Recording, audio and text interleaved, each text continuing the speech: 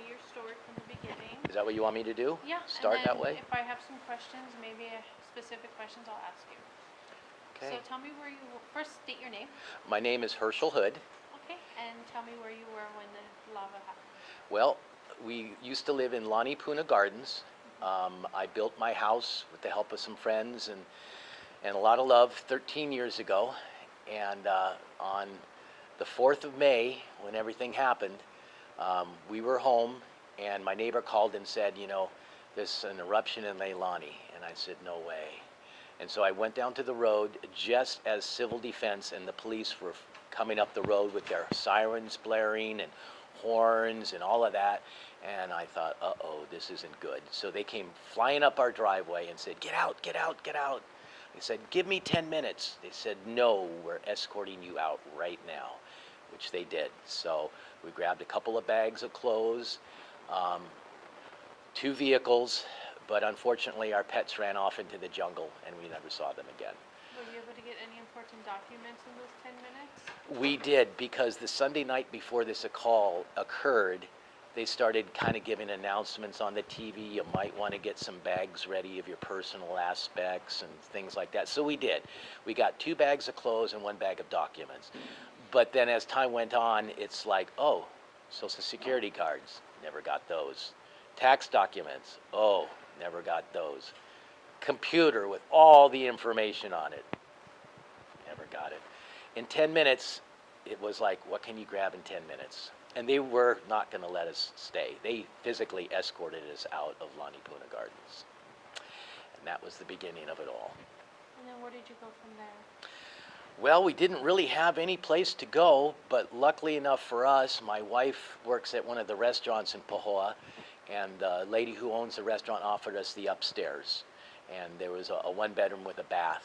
So we lived above the restaurant in the middle of Pahoa town for 2 months.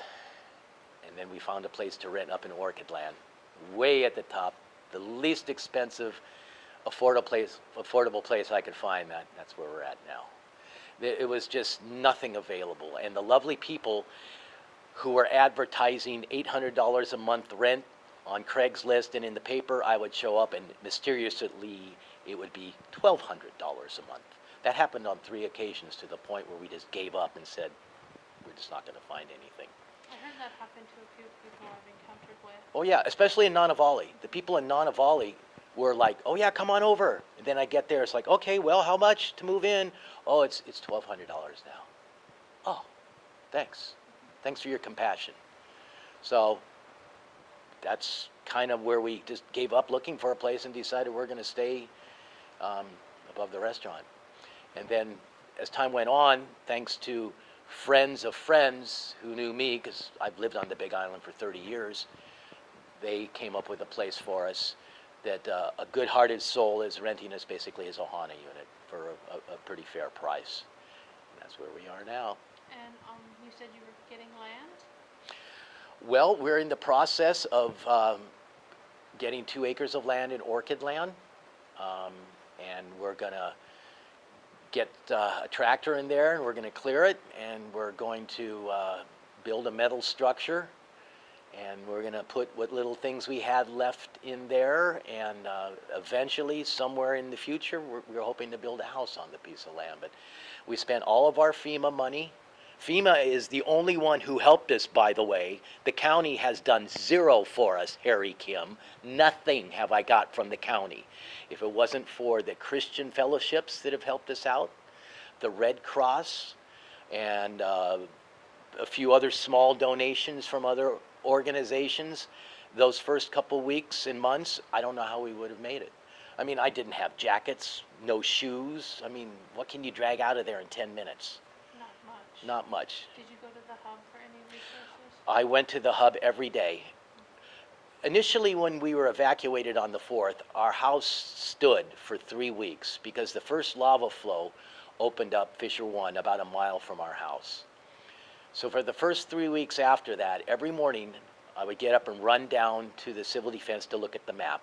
How much closer has the lava moved? Which fissures have opened up?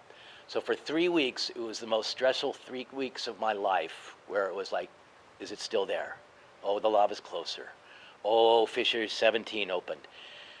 And then when Fisher 22 opened up, that was the one that covered Lani Puna Gardens and covered our house. That was one of the darkest days of my life. I don't think I cried more in my life than I did that day. Probably because I just didn't know what to do. I was completely baffled and confused with my life. And then I saw in Facebook that there was an organization opening up in Pahoa, World Central Kitchen, to help feed the people in the community. And I have a lot of restaurant experience from my college days, so I went down there and I started volunteering. And I was there from the day after my house got covered with lava until they closed.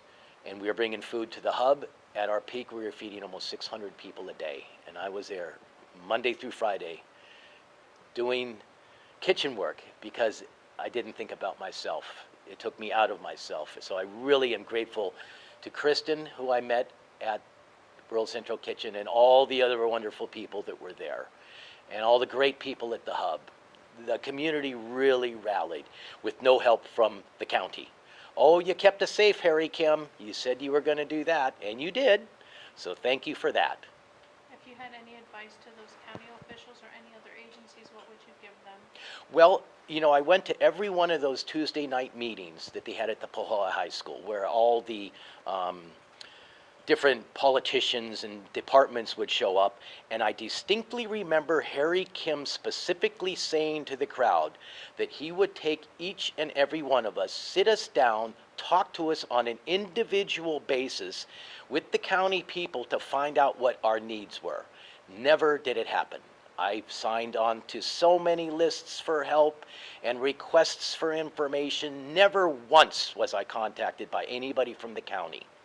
Never once did you say, let's sit down and talk like you promised us in the meeting. Never. So what agencies did get to help you? Red Cross helped us, FEMA helped us, and there was 2 or 3 different Christian organizations that helped us. And I tried to get help from the county. I went and I signed up for everything, and I went to every meeting. Nobody returned my calls. I even went so far as to call our governor and leave messages for him to say, okay, you've been telling us you're going to do these things at the Tuesday night meetings. Why aren't you? What's going on? There was discussion about a possible land exchange. And Harry Kim comes out and says, this is going to be the future of Puna. We're going to develop a new subdivision. We're going to put in roads. We're going to do all those things. Okay, there was going to be a special legislation called in October. Never happened. Nobody even suggested the idea of a special legislation. So now, I believe they're going to have this regular legislation in January. Okay, so then what? You gave Maui all their money for their floods the very next day. What have you done for us? Do what you're going to say. Say what you're going to do. Do what you're going to say. I'm sorry. That's okay. We can edit that. No. Yeah, I stumbled over my own words. But it's just the county not fulfilling what they told us. Why do you stand up in a meeting and give us this sob story about how you lived in Kapoho and you lost your land, but then you do nothing for us? Nothing. How do you feel now compared to when it first happened? How are your feelings changed? I still have strong resentment for the county because of the things that they said they would do for us. Or at least talk to us, send me a letter, do something, communicate. Lack of communication. If it wasn't for the Tuesday night meetings, there would be no communication disseminated. So at least they did that for us, and I am grateful for that. But I still carry resentment for the county and the governor, and I'm just going to have that because I do not believe that the county will help us. We held on to our life just waiting for October to come because that's when they said they would have a special legislation. So we just kind of said, okay, we're going to wait. We can hang in there. We know something good will happen. Nothing happened. I do not believe the county will do anything for us. Even in their January legislation, we do not have any confidence in the county helping us. There was going to be a land exchange. They talked about that. Nothing have heard nothing about it. Where's the information that we deserve? So, Are you willing to participate in the land exchange, or do you have some limitations on where you would like your land to be? we have zero confidence in that thing occurring, so we bought some land in Orchid Land with our FEMA money. We spent every bit of our FEMA money. We have land. We have hope. We have a future. Unfortunately, we have nothing to build with. The money was just enough to buy the land, and I'm grateful for that. We're working through a couple of the private organizations to get a low-interest loan, and I believe that's going to happen. Once again, not from the county. Private, nonprofit organizations have been the ones who have been helping us. All right, anything else you want to share? The community of Pahoa and the people out there are what kept us all going. The people down at the hub, Ikaika, and all of those people down there, God bless you. If it wasn't for you and the community pulling together, this disaster would have been a lot worse. No thanks to the county. Thank you so much for your story. I appreciate you sharing. You're welcome. Thank you. Hopefully you felt heard today. I did, and the reason I'm doing this is because I want the people in Oahu who think that this disaster is over with and that everything's fine here to realize it's not. They should come out here and try and live in somebody's shoes like me or the 700 other people that lost their homes. It's not a good situation, still, to this very day. We're carrying on because we have to, and I have a higher power, whom I call God, that is going to carry us through, not the county. All right, thank you so much. Sorry about my tirade.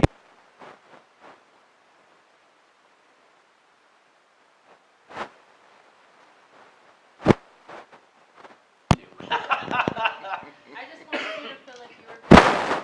That's all I'm here for. Because the people in Oahu and Maui, oh, they think this is just nothing here. Go down to Leilani and look around. Go see how sad and ugly it looks out there. It is, I've seen it, it is. I still cry when I think about things, and I don't want to do that anymore. I can't cry for 6 months. It's just, gotta get over it. So I am. Well, if you feel like you need counseling services, there are help out there too. All right? Thank you so much. Thank you. I appreciate what you guys are doing too, and you show that to those people in Oahu.